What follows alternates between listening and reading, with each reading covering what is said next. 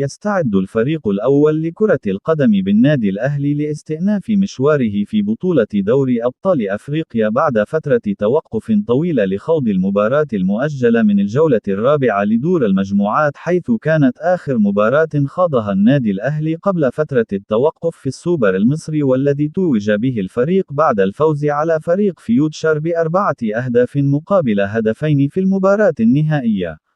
وسيلتقي النادي الأهلي في المباراة القادمة مع فريق شباب بلوزداد الجزائري في اللقاء المؤجل من الجولة الرابعة لدور المجموعات ببطولة دوري أبطال أفريقيا يوم الجمعة المقبل 16 فبراير في 9 مساء بتوقيت القاهرة، 10 بتوقيت السعودية وقطر، على ملعب 5 يوليو في الجزائر. وستذاع المباراة عبر قناة بي إن سبورت القطرية.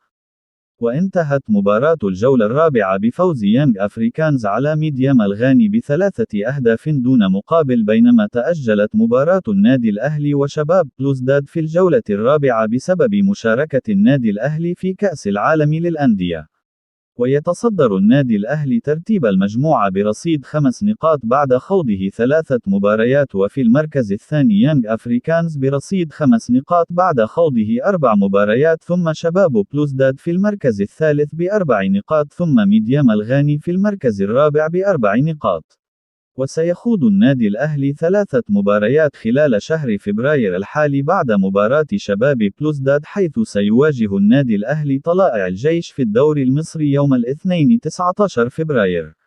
ثم يواجه فريق ميديام الغاني في الجولة الخامسة بدور المجموعات بدوري أبطال أفريقيا يوم الجمعة 23 فبراير.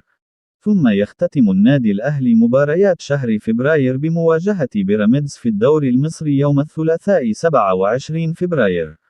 ويسعى النادي الأهلي للفوز في المباراة القادمة أمام شباب بلوزداد للوصول للنقطة الثامنة ومواصلة الانفراد بتصدر المجموعة وحسم التأهل مبكرا في مشوار الفريق نحو الحفاظ على اللقب وتحقيق البطولة ال12 في تاريخه.